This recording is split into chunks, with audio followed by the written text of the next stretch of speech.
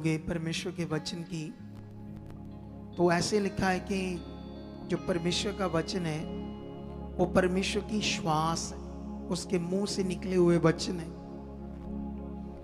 तो इसीलिए जो चीज परमेश्वर के मुख से निकला है, जैसे शैतान ने जब यीशु मसीह को भरमाने की कोशिश की, तो उसे डाइवर्ट करने की कोशिश की, तो उसने कहा तू परमेश्वर का पुत्र है, इन पत्थरों को बोल, तुम्हारे लिए रोटियां बन जाएगी।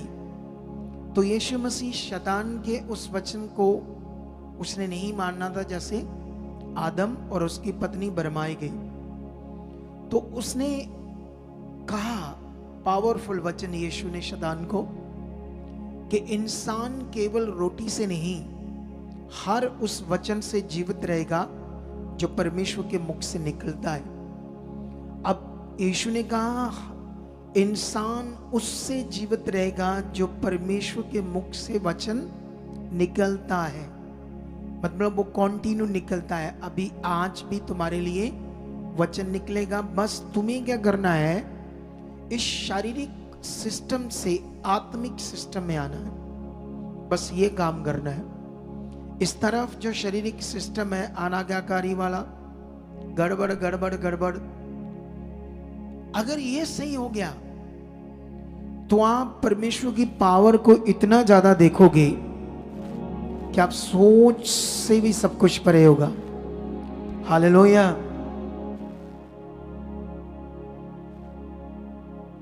आपको मेरी बात समझ आती है कि नहीं समझ आती है? तो सोच से भी सब कुछ परे होगा। अगर आपने सोच से परे कुछ लेना है तो आपको एक चीज करनी होगी, वो है ध्यान, वो है समझना मैं क्या सुन रहा हूं, परमेश्वर का वचन क्या है, इस पर आपको ध्यान देना पड़ेगा।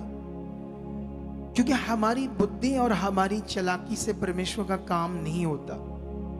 मनुष्य कितना भी चालाक हो, लेकिन वो नीचे जाएगा, ऊपर नहीं जा सकता। ऊपर जाने के लिए उसे भला मन रखना पड़ेगा, सीधा मन रखना पड़ेगा, स्पिरिचुअली खुदा के साथ सुथरा चलना पड़ेगा। कितनों को बात समझ आती है? क्योंकि जब हम परमेश्वर के साथ चलते हैं तो ये संसार हमारे सामने है। जब संसार हमारे सामने है तो संसार की बहुत सारी चीजें जो दुनिया के पास हम देखते हैं, बड़ी बड़ी गाड़ियां, बहुत सारा गोल्ड, सोना, कपड़े, घर, बहुत सारी चीजें, तो उनको देखकर हमारा भी दिल में लस्ट आती है, मन में आता है हमारे पास हो। तो उससे क्या होता है, मनुष्य फिर चालाक बनता है, चालाक कुछ ऐसी चीजें करता है परमेश्वर में आकर जिसे वो डाउन जाएगा ना, पा नहीं पाएगा। कितनों को बात समझ आती है? अगर तुमने उन सब चीजों को पाना है तो तुम्हें लॉ में रहना पड़ेगा, वचन में रहना पड़ेगा। आई होप जब तुम वचन में रहोगे तो वो चीजें तुम्हारे पीछे आएंगी, ऐसा यीशु ने कहा है। ठीक है, तो नाउ स्टार्ट आज का टॉपिक। आज मैं जो आज का प्रभु भोज है, इसकी फाउंडेशन, इसका नींव तो बताऊंगा आपको, लेकिन उससे पहले मुझे परमेश्वर ने कुछ ऐसे पॉइंट्स दिए खास करके आपके लिए जो मुझे आपके साथ शेयर करने हैं। तो आज मैं सबसे पहले एक वचन पढ़ूंगा। मुझे आज चिंता के ऊपर वचन आपको देना है। किसके ऊपर? चिंता। फिर उसके बाद मैं अपने टॉपिक पर आऊंगा, क्योंकि तुम चिंता शब्द जो है उसके बारे में जो खुदा ने कहा इतना अच्छा नहीं जानते हो, कितनी खतरनाक चीज है। बाइबल के अंदर हिंदी और पंजाबी में दो तरफ से चिंता के बारे में लिखा है, दो तरह की चिंता। ठीक है, एक चिंता वो जिससे परमेश्वर मना करता है किसे नहीं करना, एक वो चिंता जिसे परमेश्वर कहता करना है। अब इनका डिफरेंस भी समझना है, और इसको क्यों समझना है आज, ये मैं आगे जाकर आपको सारा पॉइंट आपको समझ आता जाएगा। तो नाउ हम स्टार्ट करेंगे यहां से परमेश्वर का वचन बाइबल का पत्रस का पहला पत्रस बुक में जाएंगे और वहां से हम एक वचन को पढ़ेंगे। आई होप तुम्हें शायद दिमाग में आ भी गया हो कि ये कौन सा वचन है। ठीक है, तो ये 5 का, वैसे तो वो 7 वचन है लेकिन हम 6 से शुरू कर देंगे।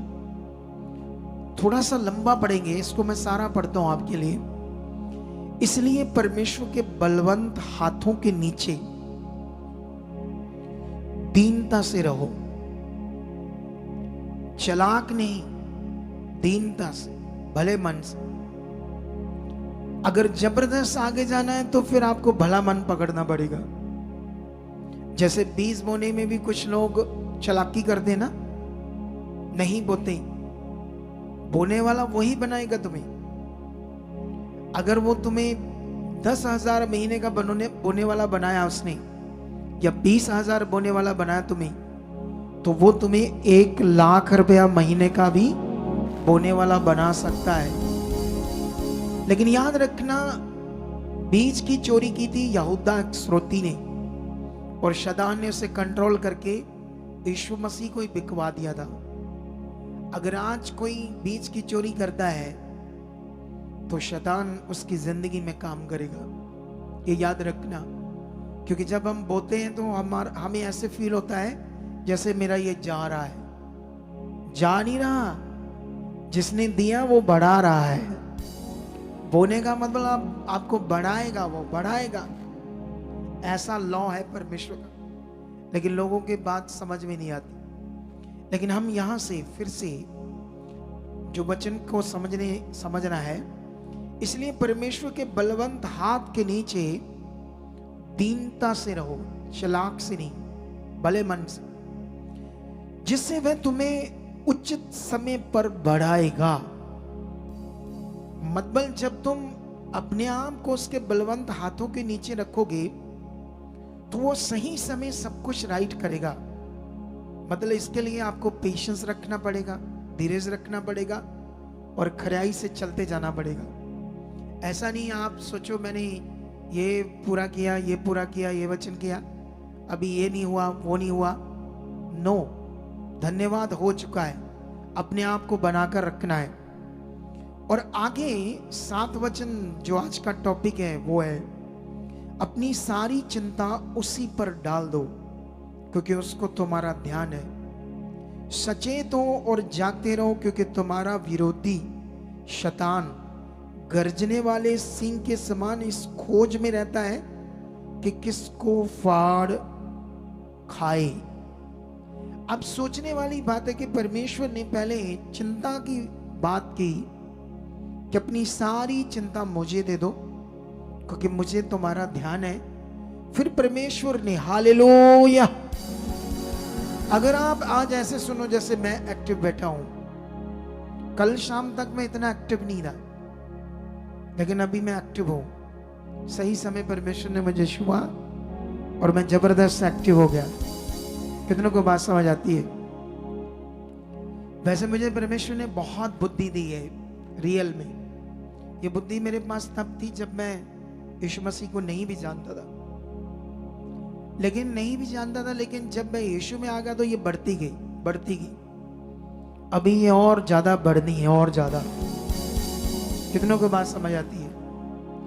लेकिन अभी यहां पर चिंता के बाद परमेश्वर ने जकदम शैतान की बात क्यों की? इसका मतलब, इसका कनेक्शन बड़ा खतरनाक है चिंता का। हम लोग,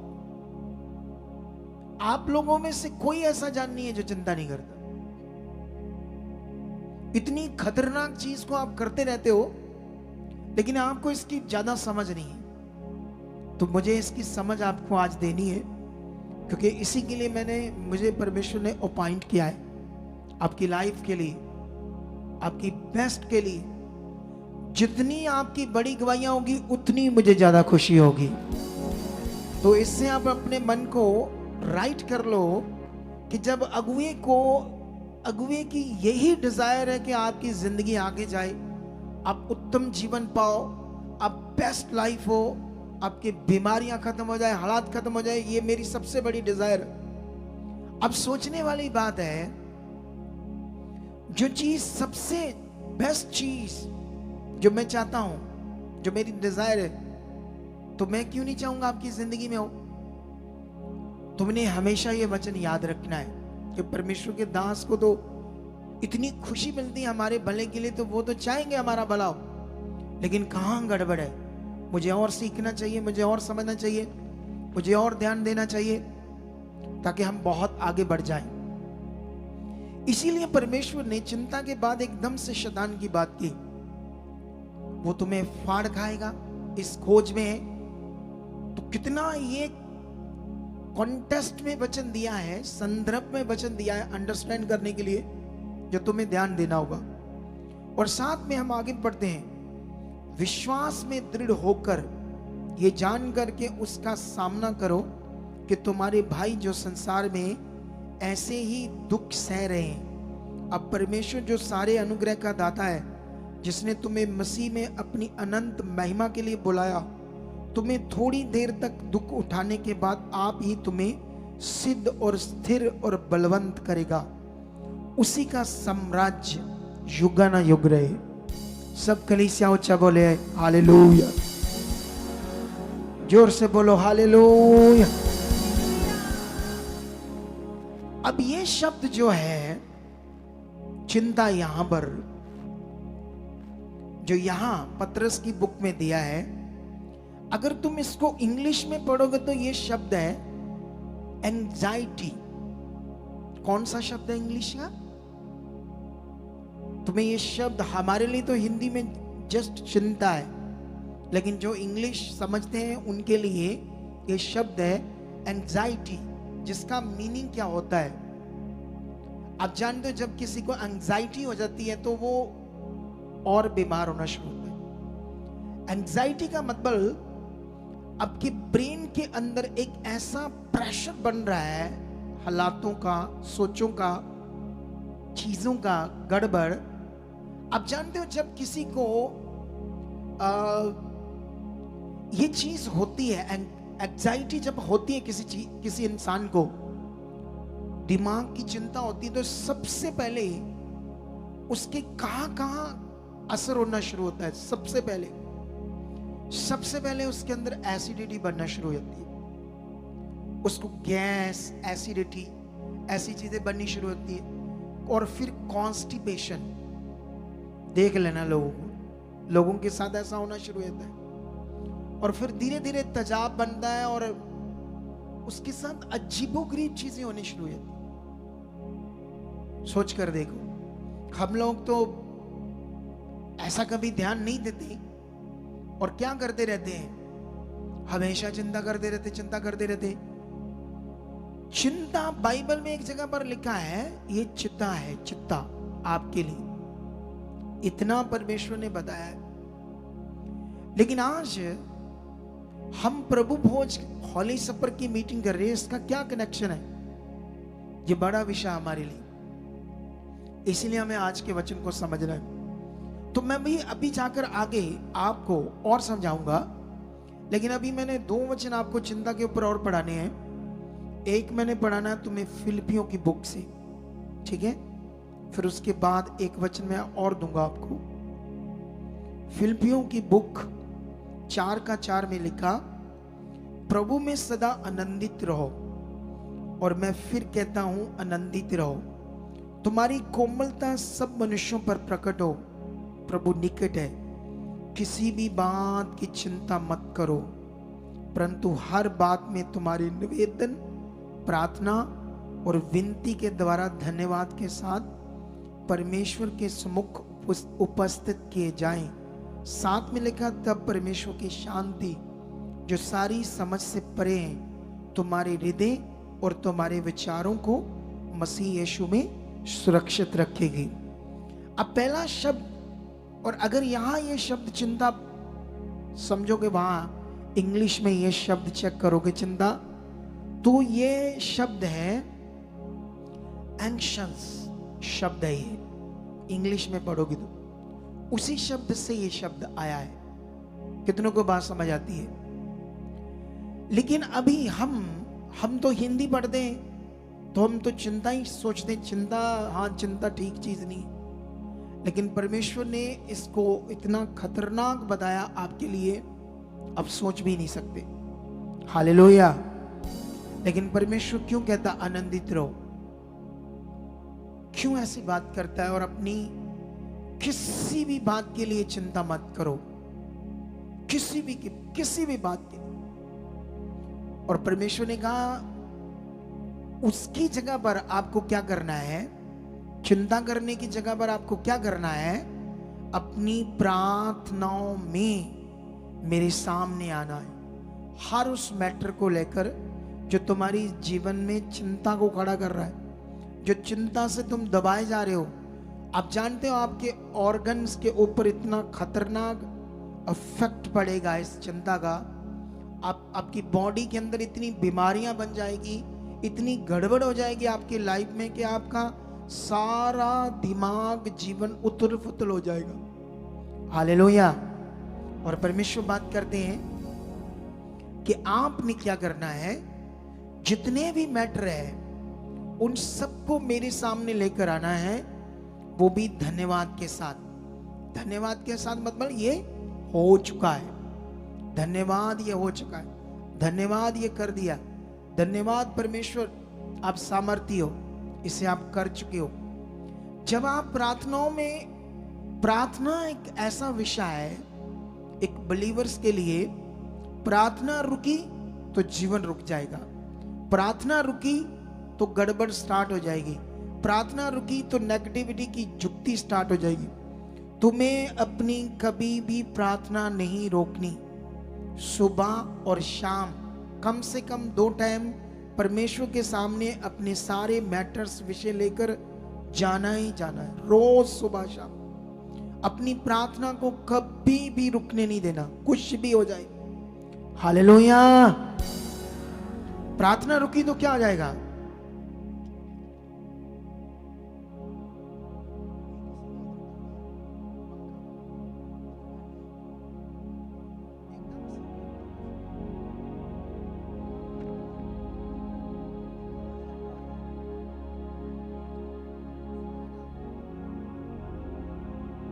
ओके,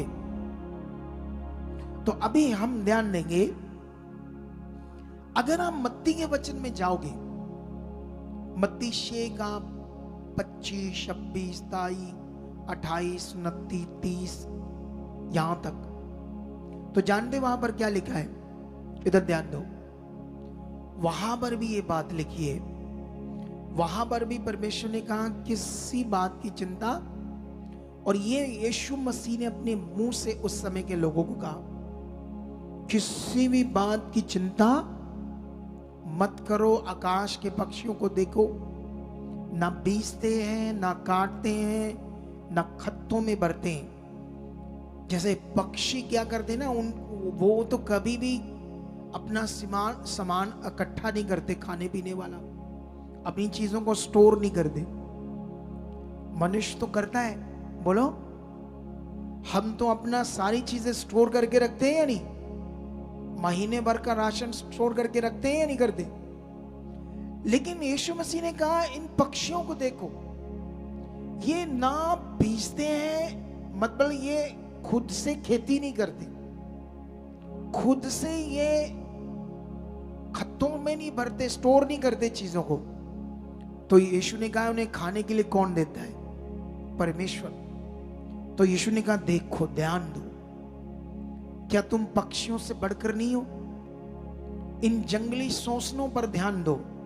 फिर वहां पर ऐसे लिखा, इन जंगली शोषणों मतलब जंगली पौधों पर ध्यान दो। इनको किसने वस्त्र बनाया? वस्त्र बनाया मतलब उन्हें बढ़ाया, ग्रीन ग्रीन पत्ते, उनकी बॉडी सब बनी ना।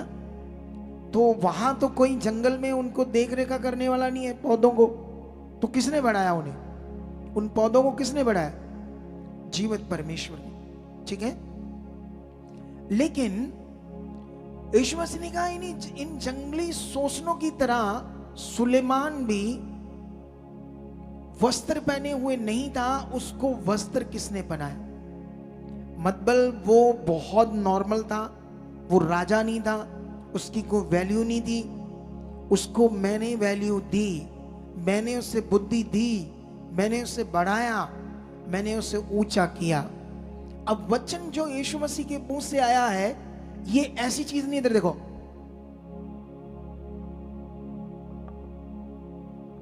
ये एक्टिंग सुनते हो मेरी एक्टिंग जो मैं आपको करके बता रहा हूं? मतलब जैसे उल्लू टाइप लोग बैठे बस ऐसे उल्लू की तरह, बाद में उठकर चले जाना। ये मैं इसलिए बात कर रहा हूं, हमें वचन को समझना होगा। हालेलुया।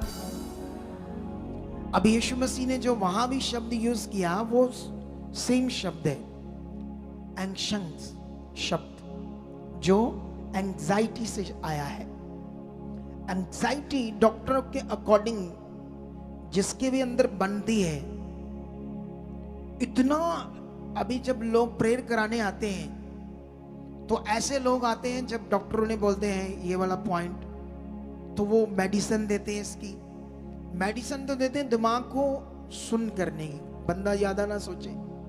ना तो डिप्रेशन और ना एंजाइटी की कोई दवा है, ना कोई मेडिसिन है, सिर्फ वो दिमाग को स्लो करते हैं, सुन करते हैं। ऐसे दवाई से, ऐसे जैसे नशा हो जाता है ना ब्रेन को, ऐसी चीज करते हैं ताकि बंदा उस चीज को ज्यादा मत सोचे। डॉक्टर तो बस इतना कर सकते हैं, लेकिन उससे दूर नहीं कर सकते, उस प्रॉब्लम को दूर नहीं कर सकते। हालेलुया। आपको समझ आया? ये इतना खतरनाक विषय है चिंता हमारे लिए, और ये शैतानी चीज है, शैतान का सिस्टम है जिसमें शैतान काम करता है। अब तुम्हें फैसला लेना है, तुम्हें विश्वास से चलना है, परमेश्वर की मर्जी को पूरा करना है, उसकी आज्ञाओं को पूरा करना है। जो परमेश्वर के पास मेरे लिए सब कुछ है, उसने मेरे लिए सब कुछ पूरा किया है, मुझे उस पर ध्यान देना है, या फालतू में फालतू बातों पर चिंता करनी है? कितनों को बात समझ आती है? लेकिन अभी ये चिंता के लिए तो मैंने तुम्हें समझा दिया ये कितनी खतरनाक है। लेकिन अभी 2 वचन और पढ़ते हैं हम हिंदी में, ठीक है? सॉरी, फिलिपियों की एक बुक में जाएंगे पहले हम, फिर उसके बाद इब्रानियों में भी आएंगे। फिलिपियों का 2:4 में ऐसे लिखा है, हर एक अपने हित की नहीं वरन दूसरों के हित की भी चिंता करे। ये शब्द जो चिंता है, हमारे लिए तो चिंता है हिंदी में, पंजाबी में, लेकिन इंग्लिश में पढ़ोगे तो इंटरेस्ट, दूसरों के लिए इंटरेस्ट लेना, उनके अच्छे के लिए, उनके भले के लिए। ये परमेश्वर ने कहा है, ये अच्छी चीज परमेश्वर ने बताई। लेकिन अभी एक वचन और पढ़ते हम इब्रानियों में, ताकि हम इस वचन से भी एक चीज सीख सके। उसके बाद मैं आपके टॉपिक अच्छे से समझाता हूं। 10:24 में लिखा है इब्रानियों, और प्रेम और भले कामों में उकसाने के लिए हम एक दूसरे की चिंता किया करें। तो ये जो चिंता है यहां पर, अगर इंग्लिश में पढ़ोगे तो ये शब्द कंसिडर है, समझते हो? कंसिडर मतलब उस चीज में ध्यान देना। हालेलुया। अब परमेश्वर क्या बात कर रहे हैं, जिसको हिंदी पंजाबी में चिंता करके लिखा है, मतलब ये अब आत्मिक चिंता है, दूसरों के भले के लिए, दूसरों के अच्छे के लिए। हालेलुया। जैसे मान लो ये दुनिया है, जो तुम्हें ये पता होना चाहिए सबसे पहले कि जो अपने पाप से उद्धार नहीं पाएगा, जो यीशु मसीह को अपना प्रभु नहीं ग्रहण कर पाएगा, उसे नहीं जान पाएगा कि वो ही सिर्फ मुक्तिदाता है। वचन में लिखा, आकाश और पृथ्वी के नीचे कोई दूसरा नाम। अगर ये नाम शब्द को पढ़ोगे ओरिजिनल टेक्स्ट में, यूनानी में, तो ये अनोमा है। अनोमा का मतलब कैरेक्टर है।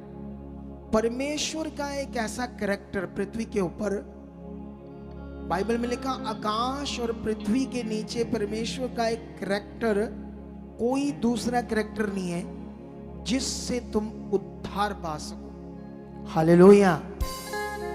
अब जो लोग उद्धार नहीं पाए, मान लो आपके घर में आप मम्मी डैडी बिलीव करते हो, बच्चे नहीं करते, सोचो आपके बच्चों का क्या होगा।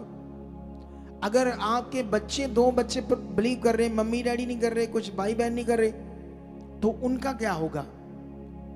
अगर आप उन्हें सच्ची में प्यार करते हो तो उनके लिए प्रेयर करो, उन्हें बचाने के लिए, ताकि उनका रूप बचे। अभी आप जानते हो हमारे देश में जो हमारी सरकार है, उन्होंने एक लॉ बनवा दिया है सुप्रीम कोर्ट से। सुप्रीम कोर्ट में एक लॉ बन गया है क्रिश्चियंस लोगों के ऊपर कि जो भी एससी और एसटी लोग होंगे, अगर वो यीशु मसीह को ग्रहण करेंगे तो उन्हें ये फैसिलिटी नहीं मिलेगी एससी एसटी की। कितने लोगों को चाहिए फैसिलिटी एससी की एसटी की? चाहिए फैसिलिटी या परमेश्वर चाहिए? उनको क्या पता बेचारों को ये लोग तो अपनी जान दे देंगे, ये उनको फैसिलिटी से क्या मतलब है। वो अपनी लड़ा रहे बातें कि शायद हम इन्हें रोक देंगे। कोई नहीं रोक सकता, ये बढ़ेगा, परमेश्वर का काम बढ़ेगा और परमेश्वर के लोग बढ़ेंगे। हालेलुया। अरे जब देशों ने, सरकारों ने हमें कोई जीवन नहीं दिया, तो आज कोई फैसिलिटी हमें क्या देगी? हमें सबसे बड़ी फैसिलिटी मिलेगी तो किससे? परमेश्वर से। अब तुम्हें यह समझना होगा इस विषय को, आज जो मैं अभी तुम्हें समझा रहा हूं। चिंता हर इंसान कर रहा है, क्योंकि इसके बारे में अच्छा वो जानता नहीं। ये इतना गंदा वायरस है कि आपके जीवन को खत्म कर देगा। और मैंने खुद भी इसका अनुभव किया है, चिंता करके। मैंने खुद भी, इतना आपकी लाइफ को सुखा देगा ये विषा, आपकी जिंदगी में इतनी गड़बड़ कर देगा ये विषा, आपकी जिंदगी में इतनी चीजें खराब कर देगा ये विषा कि आप सोच भी नहीं सकते। हालेलुया। इसीलिए तुम्हें आज से ये समझना है, क्योंकि जैसे हमारे सामने मैटर तो होंगे, बच्चों के हो सकते हैं, और भी कई हो सकते हैं, कई तरह के हो सकते हैं, बिजनेस को लेकर, पैसे को लेकर, सेहत को लेकर, है ना, सेहत, हेल्थ। क्योंकि बहुत सारे लोग तो अपनी हेल्थ से परेशान रहते हैं, क्योंकि जब बीमारियां होती है अंदर तो बड़ी गड़बड़ होती है। मनुष्य को चैन नहीं आता, खुशी नहीं आती, हमेशा परेशान रहता है। कई सारे विषय होंगे, कई सारे विषय, लेकिन परमेश्वर ने कहा इन सारे विषयों में तुमने क्या करना है? प्रेयर में मेरे सामने आना है, वो भी धन्यवाद के साथ। तुम्हें इस लॉ को अपने जीवन में बनाकर रखना होगा। इस वचन को आप लोग, फिलिपियों के वचन को लिख लो।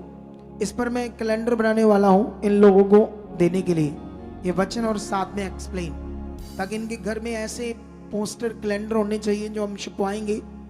जब जब मैं बोलूंगा वो सारे हम छपवाते जाएंगे, आप लोग अपने घरों में लगाते जाओ और उन बातों पर अपना फोकस बनाकर रखो, ताकि एक बड़ी जिंदगी जिसको यीशु हमें देने आया पृथ्वी के ऊपर, उसे हम पाए। हालेलुया। यीशु का शब्द देहधारी होना, कुंवारी कन्या से पवित्र आत्मा के द्वारा यीशु का पैदा होना।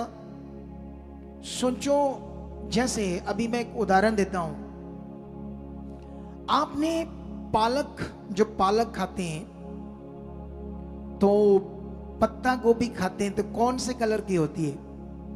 ग्रीन कलर की। अगर पत्ता गोभी रेड कलर की हो, मतलब प्योर रेड, तो आपको एकदम से हैरान हो जाओगे ना, क्योंकि ऐसा नहीं है। अगर पालक पिंक कलर की एकदम से हो जाए तो आप सोचोगे ये क्या है, ये कैसे हो गया पिंक? क्योंकि आपके लिए अद्भुत है। इस दुनिया में यीशु मसीह का जन्म अद्भुत है, लेकिन इस संसार में जो दुनिया के लोग हैं उन्हें नहीं पता यीशु का जन्म क्या है। तुम्हें, तुम्हारी जिंदगी में, तुम्हारे विश्वास में यह होना चाहिए, यीशु का जन्म, अद्भुत जन्म क्यों हुआ? तुम्हारे लिए, मेरे लिए, सारे संसार के लिए। वचन में लिखा, परमेश्वर ने जगत से ऐसा प्रेम रखा कि उसने अपना इकलौता पुत्र जगत के लिए दे दिया। हालेलुया। अब सोचो, परमेश्वर का इतना बड़ा प्यार है कि उसने पूरे जगत के लिए अपना इकलौता पुत्र दे दिया। अब परमेश्वर इतना सामर्थ्य, इतना महान है, उसने ऐसा क्यों किया? यीशु मसीह का पैदा होना है, इतना बड़ा विषय क्यों पूरा हुआ? हालेलुया। अगर मेरी जिंदगी में यीशु ना होता तो शायद आज मैं जिंदा ना होता। रियल में कितने लोग ये सोचो जिनकी जिंदगी में बड़े काम हुए। मेरी जिंदगी में तो बहुत बड़े काम हुए, तो मैं कभी ये बात बोल नहीं सकता कि परमेश्वर ने मेरे लिए क्या किया है, कितना बड़ा कार्य किया है, कितना बड़ा विषय पूरा किया है। हालेलुया। समझ आया या नहीं समझ आया? लेकिन अभी यीशु मसीह का आने का एक बड़ा विषय था, वो था हमें मौत से छुड़ाना और हमें अनंत जीवन देना, और हमारी जिंदगी में परमेश्वर का जीवन वास करे और शैतान का जीवन खत्म हो जाए। ये काम के लिए यीशु मसीह पृथ्वी पर आए थे 2026 साल पहले। लेकिन अभी हम जाएंगे मत्ती की पुस्तक में, होली सप्पर चेलों ने जब यीशु मसीह के साथ खाना था, तो वहां का एक सीन हम पढ़ते हैं ताकि हम कुछ बातों को यहां पर समझें परमेश्वर की। हालेलुया। तो अभी हम मत्ती में जाएंगे सबसे पहले, और यहां पर हम लोग उस समय का सीन पढ़ेंगे जब यीशु मसीह ने अपने चेलों के साथ क्या खाया? प्रभु भोज। मत्ती 26 अध्याय उसका 17 से पढ़ेंगे। क्या लिखा है? अख़मीरी रोटी के पर्व के पहले दिन चेले यीशु के पास आकर पूछने लगे, तू कहाँ चाहता है कि हम तेरे लिए फसह खाने की तैयारी करें? उसने कहा, नगर में अमुक व्यक्ति के पास जाकर उससे कहो, गुरु कहता है कि मेरा समय निकट है, मैं अपने चेलों के साथ यहाँ पर्व मनाऊंगा। अतः चेलों ने यीशु की आज्ञा मानी और फसह तैयार किया। जब सांझ हुई तो वह बारों के साथ भोजन करने के लिए बैठा। जब वे खा रहे थे तो यीशु ने उनसे कहा, मैं तुमसे सच कहता हूं कि तुम में से एक मुझे पकड़वाएगा। इस पर वह बहुत उदास हुए और हर एक उससे पूछने लगे, हे गुरु, क्या वह मैं हूं? उसने उत्तर दिया, जिसने मेरे साथ थाली में हाथ डाला है वही मुझे पकड़वाएगा। मनुष्य का पुत्र तो जैसा उसके विषय में लिखा है जाता ही है, परंतु उस मनुष्य के लिए शोक है जिसके द्वारा मनुष्य का पुत्र पकड़वाया जाता है।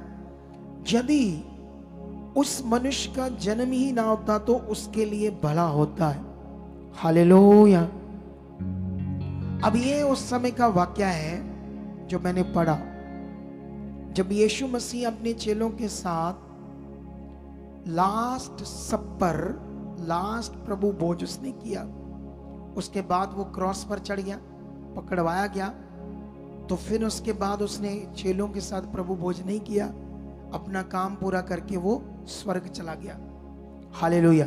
फिजिकली नहीं उसने हमारे चेलों के साथ प्रभु भोज खाया। ठीक है। इसमें क्या क्या हमारे लिए समझ है जो हमें समझनी है आज, क्योंकि ये समझना क्यों हमारे लिए जरूरी है, क्योंकि यहां पर एक आज्ञा है, एक विषय है जो चेलों के साथ यीशु मसीह ने पूरा किया। और इसे जब और पढ़ोगे तो यीशु ने कहा, जब तक मैं नहीं आता इसे तुम करते रहना, ऐसा करके चेलों को आज्ञा दी। लेकिन अभी इसको मैं लूका में भी पढ़ना चाहता हूं, इसी सेम वाक्य को, ताकि हम और थोड़ा सा समझ सकें। ठीक है, अच्छा वाला। हालेलुया। तो यहां पर 22 का 7 में लिखा है, लूका, जब अख़मीरी रोटी का पर्व का दिन आया, जिसमें फसह का मेमना बलि करना अवश्य था। पुराने नियम में जो फसह का पर्व था उसमें क्या करते थे, एक मेमना, निर्दोष मेमने को काटा जाता था, उसको बलि किया जाता था और उसे खाया जाता था। यह ऐसा फसह का पर्व था। यह मेमने का दृष्टांत था यीशु का जीवन। हालेलुया।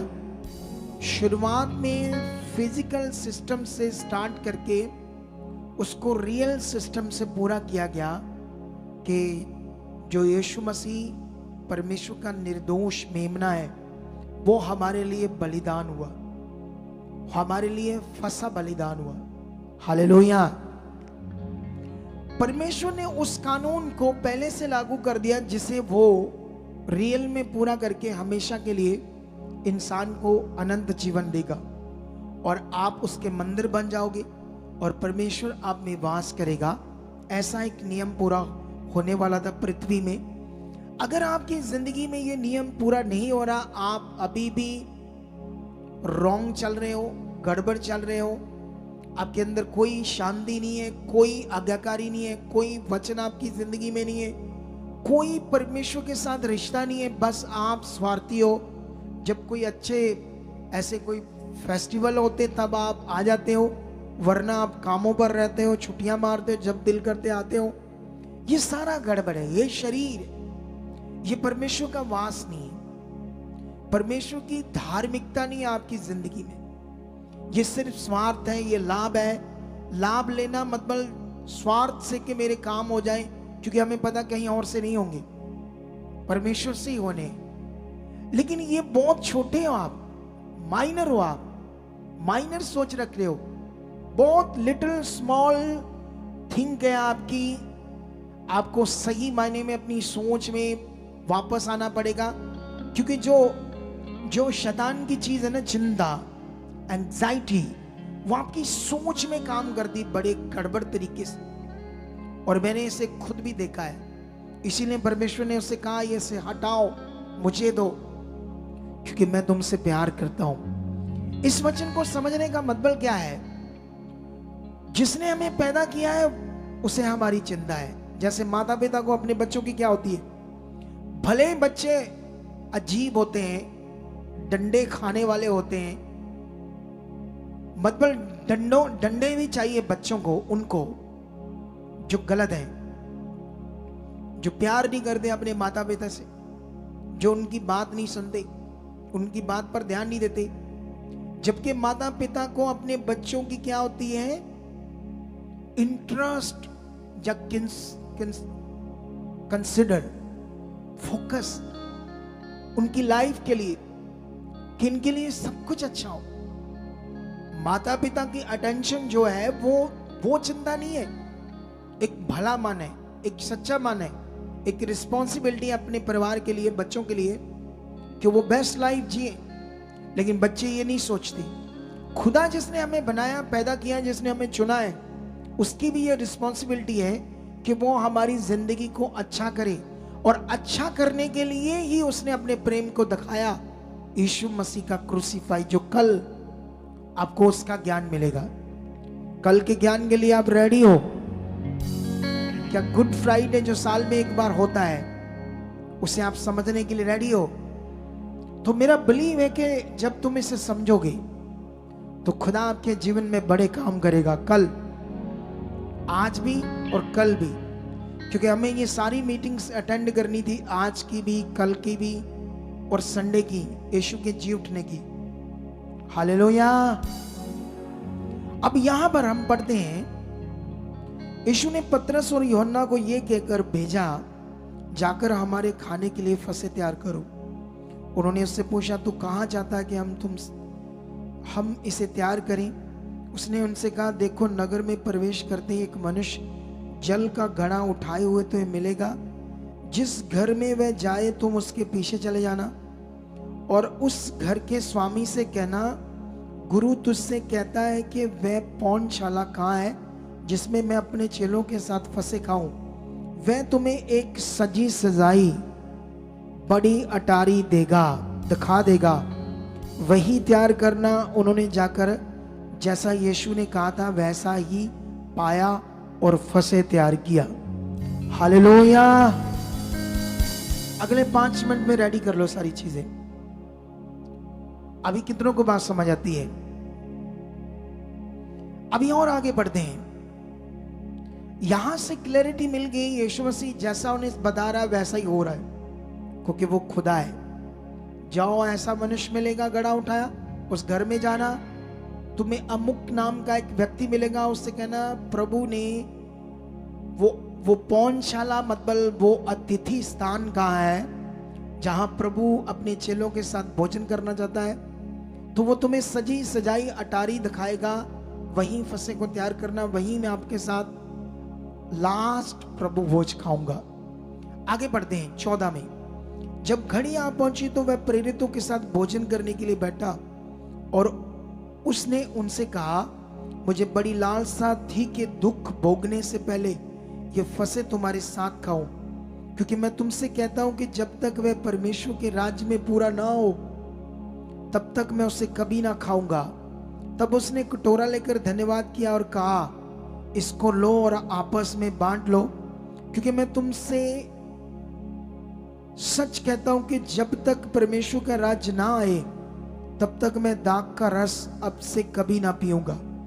फिर उसने रोटी ली और धन्यवाद करके तोड़ी और उनको ये कहते हुए दी, ये मेरी देह है जो तुम्हारे लिए दी जाती है, मेरे स्मरण के लिए यही किया करो।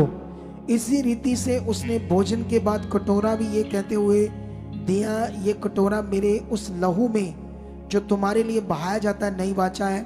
पर देखो, मेरे पकड़वाने वाला का हाथ मेरे साथ मेज पर है, क्योंकि मनुष्य का पुत्र तो जैसा उसके लिए ठहराया गया है जाता ही है, पर हाय उस मनुष्य पर जिसके द्वारा वह पकड़वाया जाता है।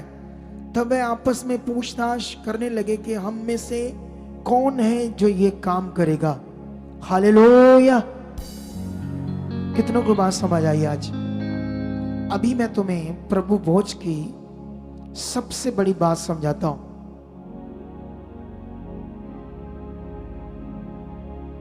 आंखें बंद करो और हाथों को उठाओ।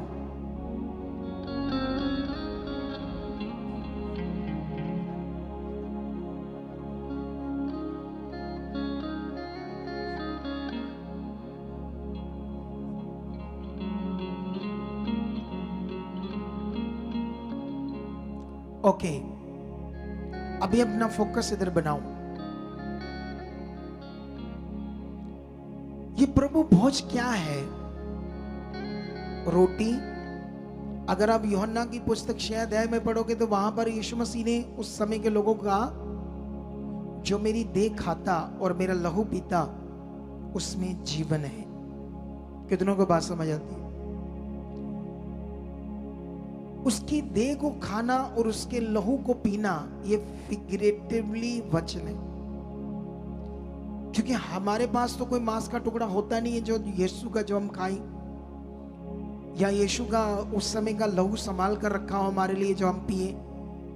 ना तो हमारे पास रियल में कोई मांस का टुकड़ा है और ना ही रियल में कोई लहू है जो हमें पीना है। तो ये क्या बात है जो यीशु कर रहे? जो कोई मेरा मांस खाता और लहू पीता उसमें जीवन है। मतलब मांस खाना और लहू पीने का मतलब यीशु ने तुम्हारे लिए क्या किया, तुम्हें छुटकारा देने के लिए क्या किया। तुम दुष्ट की गुलामी में संसार का जीवन मत जियो, तुम अपने जीवन को परमेश्वर के साथ जियो। वो तुम में पूरा वास करे, तुम्हारे जीवन में। कौन? यीशु खुदा। अगर वो हमारे जीवन में वास नहीं कर रहा तो उसका कारण हम हैं, हमारी सोचें हैं, हमारा शारीरिक जीवन है। हम स्वार्थी हैं और मतलबी हैं।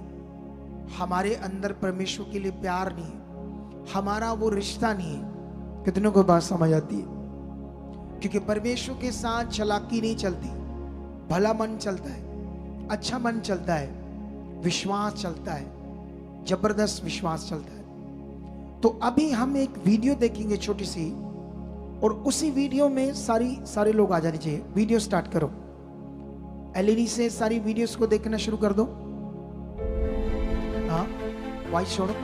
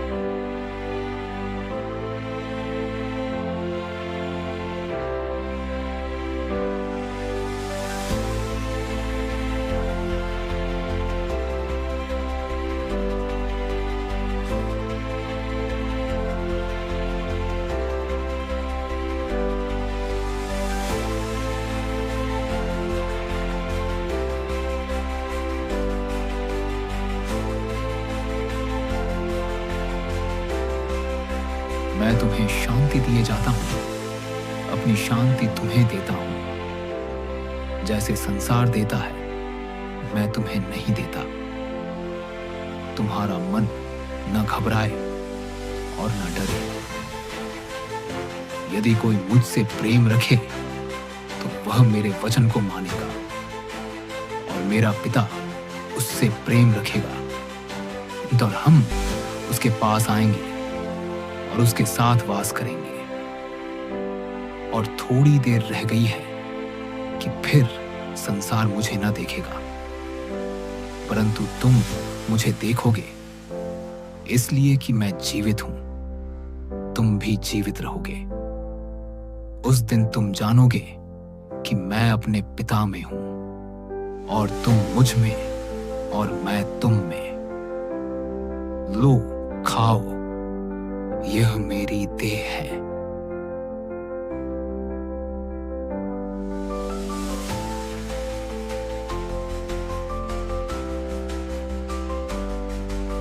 तुम सब इसमें से पियो, क्योंकि यह वाचा का मेरा वह लहू है, जो बहुतों के लिए पापों की क्षमा के निमित्त बहाया जाता है।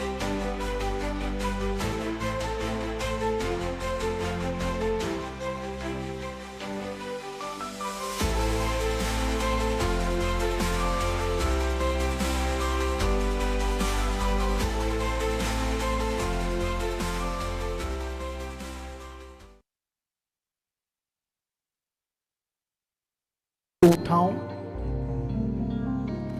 हम उस समय को याद कर रहे हैं जिस समय यीशु मसीह ने अपने चेलों के साथ,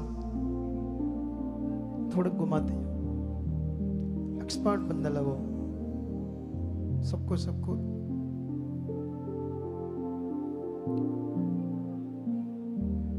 उस समय को हम याद कर रहे हैं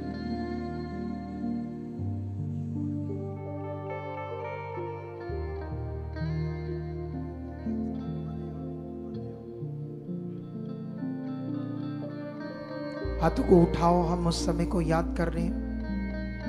वो लोग पीछे करो, वहां से लोगों को पीछे करो जो बीच में कैमरे में दिखते हैं।